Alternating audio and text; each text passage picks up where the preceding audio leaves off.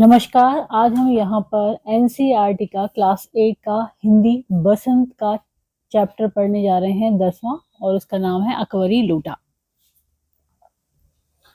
लाला झाऊलाल को खाने पीने की कमी नहीं थी।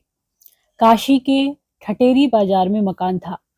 नीचे की दुकानों में एक 100 रुपए मासिक के करीब किराया उतर आता था। अच्छे खाते थे, अच्छा पहनते थे, पर 250 रुपए तो एक साथ आंख सेकने के लिए भी न मिलते थे। इसलिए जब उनकी पत्नी ने एक दिन एकाएक 250 रुपए की मांग पेश की, तब उनका जी एक बार जोर से सनसनाया और फिर बैठ गया। उनकी यह दशा देखकर पत्नी ने कहा, डरिए मत, आप देने में असमर्थ हो तो मैं अपने भाई से मांग लूं।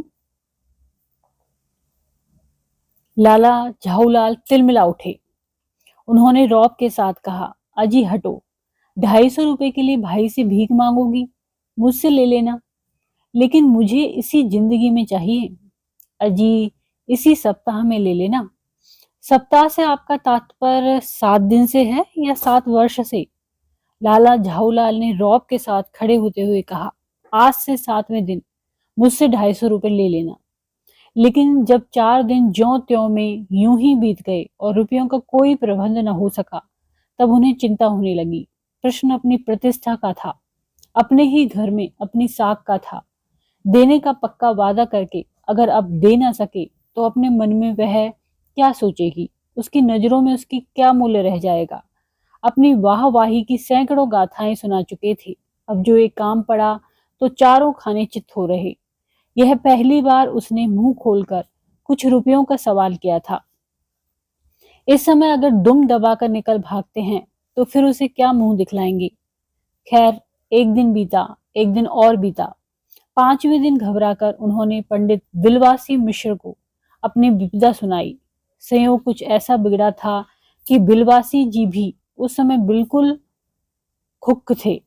उन्होंने कहा, मेरे पास है तो नहीं, पर मैं कहीं से मांग जांच कर लाने की कोशिश करूंगा, और अगर मिल गया तो कल शाम को तुमसे मकान पर मिलूंगा। वही शाम आज थी, हफ्ते का अंतिम दिन। कल 250 रुपए या तो गिन देना है या सारी हेकड़ी से हाथ धोना है। यह सच है कि कल रुपया न आने पर उनकी स्त्री उन्हें डामल फांसी न कर देगी, केवल जरा सा हंस देगी। पर वह कैसी हंसी होगी? कल्पना मात्र से झाऊलाल में मरोड़ पैदा हो जाती थी। आज शाम को पंडित बिलवासी मिश्र को आना था। यदि न आए तो, या कहीं रुपए का प्रबंध वे न कर सके। इसी उधेड़ बुन में पड़े लाला झाऊलाल छत पर टहल रहे थे। कुछ प्यास मालूम हुई। उन्होंने नौकर को आवाज दी। नौकर नहीं था, खुद उनकी पत्नी पानी लेकर आई। वह पानी तो जरूर लाई, पर गिलास लाना भूल गई थी। केवल लोटे में पानी लिए वह प्रकट हुई। फिर लोटा भी संयोग से वह जो अपनी बेढंगी सूरत के कारण लाला झाऊलाल को सदा से नापसंद था तो नया, 1-2 साल का ही बना, पर कुछ ऐसी गढ़न उस लोटे की थी कि उसका बाप डमरू, माँ चिलम रही हो। लाला ने लोटा ले लिया। बोले कुछ नहीं, पर अपनी पत्नी का अदब मानते थे। मानना ही चाहिए, इसी को सभ्यता कहते हैं। जो पति अपनी पत्नी का ना हुआ वह पति कैसा? फिर उन्होंने यह भी सोचा कि लोटे में पानी दे तब भी गनीमत है। अब अभी अगर चूं कर देता हूं तो बाल्टी में भोजन मिलेगा, तब क्या करना बाकी रह जाएगा? लाला अपना गुस्सा पीकर पानी पीने लगे। उस समय वे छत की मुडेर के पास ही खड़े थे। जिन बुजुर्गों ने पानी पीने के संबंध में यह नियम बनाए थे कि खड़े खड़े पानी ना पियो, सोते समय पानी ना पियो, दौड़ने के बाद पानी ना पियो, उन्होंने पता नहीं कभी यह भी नियम बनाया या नहीं कि छत की मुडेर के पास खड़े होकर पानी ना पियो। जान पड़ता है कि इस महत्वपूर्ण विषय पर उन लोगों ने कुछ नहीं कहा है। लाला झाऊलाल मुश्किल से 2-1 घूंट भी पी पाए होंगे कि न जाने कैसे उनका हाथ हिल उठा और लोटा छूट गया। लोटे ने दाएं देखा न बाएं, वह नीचे गली की ओर चल पड़ा। अपने वेग में उल्का को लजाता हुआ वह आंखों से ओझल हो गया। किसी जमाने में न्यूटन नाम के किसी खुराफाती ने पृथ्वी की आकर्षण शक्ति नाम की एक चीज इजाद की थी। कहना ना होगा, यह सारी शक्ति इस समय लोटे के पक्ष में थी। लाला को काटो तो बदन में खून नहीं, ऐसी चलती हुई गली में ऊंचे तिमंजिले से भरे हुए लोटे का गिरना हंसी खेल नहीं। यह लोटा न जाने किस अनाधिकारी के झोंपड़े पर काशीवास का संदेश देकर पहुंचेगा। कुछ हुआ भी ऐसा ही। गली में जोर का हल्ला उठा। लाला झाऊलाल जब तक दौड़कर नीचे उतरे तब तक एक भारी भीड़ उनके आंगन में घुस आई। लाला झाऊलाल ने देखा कि इस भीड़ में प्रधान पात्र एक अंग्रेज है जो नख से भीगा हुआ है और जो अपने एक पैर को हाथ से सहलाता हुआ दूसरे पैर पर नाच रहा है। उसी के पास अपराधी लोटे को भी देखकर लाला झाऊलाल जी ने फौरन 2 और 2 जोड़कर स्थिति को समझ लिया। गिरने के पूर्व लोटा एक दुकान के साइबान से टकराया। वहां टकराकर उस दुकान पर खड़े उस अंग्रेज को उसने सांगो पांग स्नान कराया और फिर उसी के बूट पर आ गिरा। उस अंग्रेज को जब मालूम हुआ कि लाला झाऊलाल ही उस लोटे के मालिक हैं, तब उसने केवल एक काम किया, अपने मुंह को खोलकर खुला छोड़ दिया। लाला झाऊलाल को आज ही यह मालूम हुआ कि अंग्रेजी भाषा में गालियों का ऐसा प्रकांड कोश है। इसी समय पंडित बिलवासी मिश्र भीड़ को चीरते हुए आंगन में आते दिखाई पड़े। उन्होंने आते ही पहला काम यह किया कि उस अंग्रेज को छोड़कर और जितने आदमी आंगन में घुस आए थे सबको बाहर निकाल दिया। फिर आंगन में कुर्सी रखकर उन्होंने साहब से कहा, आपके पैर में शायद कुछ चोट आ गई है, अब आप आराम से कुर्सी पर बैठ जाइए। साहब बिलवासी जी को धन्यवाद देते हुए बैठ गए और लाला झाऊलाल की ओर इशारा करके बोले, आप इस शख्स को जानते हैं? बिल्कुल नहीं, और मैं ऐसे आदमी को जानना भी नहीं चाहता जो निरीह राह चलतों पर लोटे के वार करे। मेरी समझ में ही इज ए डेंजरस ल्यूनाटिक, यानी यह खतरनाक पागल है। नहीं, मेरी समझ में he is a dangerous criminal, नहीं यह खतरनाक मुजरिम है। परमात्मा ने लाला झाऊलाल की आंखों को इस समय कहीं देखने के साथ खाने की भी शक्ति दे दी होती तो यह निश्चय है कि अब तक बिलवासी जी को वे अपनी आंखों से खा चुके होते। वे कुछ समझ नहीं पाते थे कि बिलवासी जी को इस समय क्या हो गया है। साहब ने बिलवासी जी से पूछा, तो क्या करना चाहिए? पुलिस में इस मामले की रिपोर्ट कर दीजिए जिससे यह आदमी फौरन हिरासत में ले लिया जाए। पुलिस स्टेशन है कहाँ? पास ही है, चलिए मैं बताऊं। चलिए। अभी चला। आपकी इजाजत हो तो पहले मैं इस लोटे को इस आदमी से खरीद लूं। क्यों क्यों जी, बेचोगे? मैं 50 रुपए तक इसके दाम दे सकता हूँ। लाला झाऊलाल तो चुप रहे, पर साहब ने पूछा, इस रद्दी लोटे का आप 50 रुपए क्यों दे रहे हैं? आप इस लोटे को रद्दी बताते हैं? आश्चर्य! मैं तो आपको एक विज्ञ और सुशिक्षित आदमी समझता था। आखिर बात क्या है, कुछ बताइए भी। जनाब, यह एक ऐतिहासिक लोटा जान पड़ता है। जान क्या पड़ता है? मुझे पूरा विश्वास है यह वह प्रसिद्ध अकबरी लोटा है जिसकी तलाश में संसार भर के म्यूजियम परेशान है। यह बात? जी जनाब, 16वीं शताब्दी की बात है। बादशाह हुमायूं शेर शाह से हारकर भागा था और सिंध के रेगिस्तान में मारा मारा फिर रहा था। एक अवसर पर प्यास से उसकी जान निकल रही थी। उस समय एक ब्राह्मण ने इसी लोटे से पानी पिलाकर उसकी जान बचाई थी।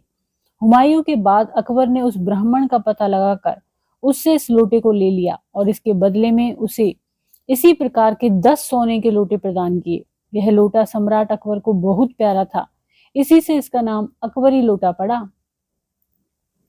वह बराबर इसी से बजू करता था। सन 57 तक इसके शाही घराने में रहने का पता है, पर इसके बाद लापता हो गया। कलकत्ता के म्यूजियम में इसका प्लास्टर का मॉडल रखा हुआ है। पता नहीं यह लोटा इस आदमी के पास कैसे आया। म्यूजियम वालों को तो पता चले तो फैंसी दाम देकर खरीद ले जाएं।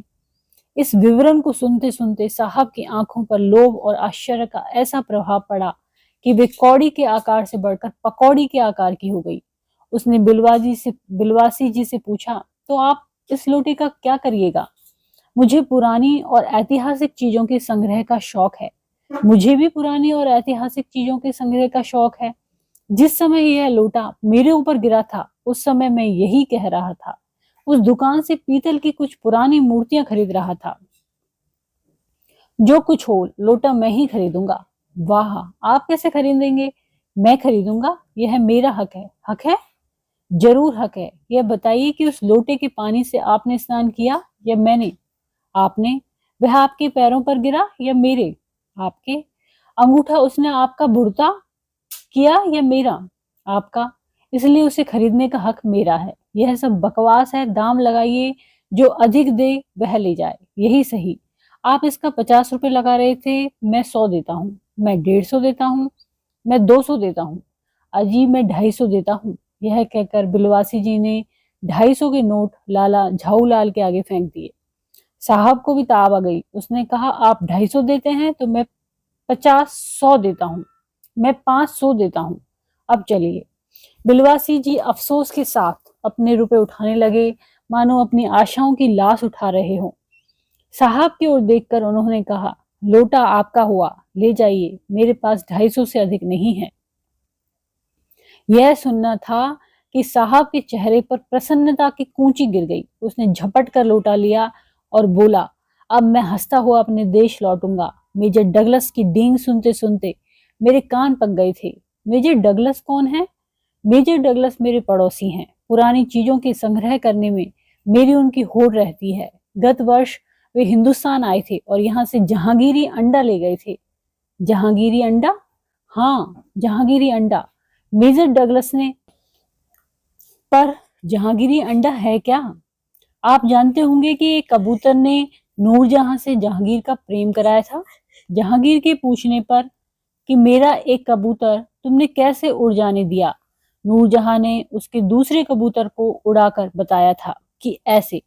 उसके इस भोलेपन पर जहांगीर दिलो जान से निछावर हो गया। उसी क्षण से उसने अपने को नूरजहां के हाथ कर दिया।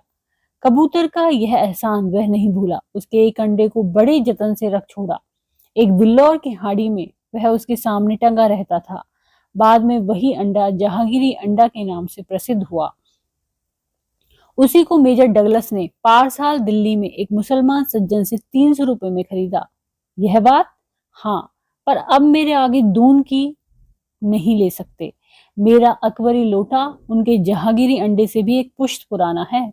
इस रिश्ते से तो आपका लोटा उस अंडे का बाप हुआ। साहब ने लाला झाऊलाल को 500 रुपए देकर अपनी राह ली। लाला झाऊलाल का चेहरा इस समय देखते बनता था। जान पड़ता था कि मुंह पर 6 दिन की बढ़ी हुई दाढ़ी का एक एक बाल मारे प्रसन्नता के लहरा रहा है। उन्होंने पूछा, बिलवासी जी, मेरे लिए 250 रुपया घर से लेकर आए, पर आपके पास तो थे ही नहीं। इस भेद को मेरे सिवाय मेरा ईश्वर ही जानता है। आप उसी से पूछ लीजिए, मैं नहीं बताऊंगा। पर आप चले कहाँ? अभी मुझे आपसे काम है 2 घंटे तक। 2 घंटे तक? हाँ, और क्या। अभी मैं आपकी पीठ ठोक कर शाबाशी दूंगा, 1 घंटा इसमें लगेगा। फिर गले लगाकर धन्यवाद दूंगा, 1 घंटा इसमें भी लग जाएगा। अच्छा, पहले 500 रुपए गिनकर सहेज लीजिए। रुपया अगर अपना हो तो उसे सहेजना एक ऐसा सुखद मनमोहक कार्य है कि मनुष्य उस समय सहज में ही तन्मयता प्राप्त कर लेता है।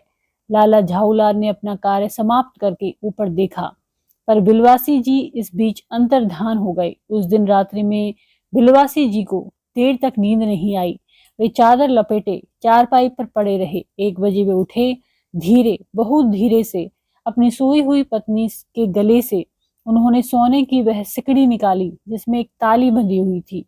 फिर उसके कमरे में जाकर उन्होंने उस ताली से संदूक खोला और उसमें 250 रुपए के नोट ज्यों के त्यों रखकर उन्होंने उसे बंद कर दिया।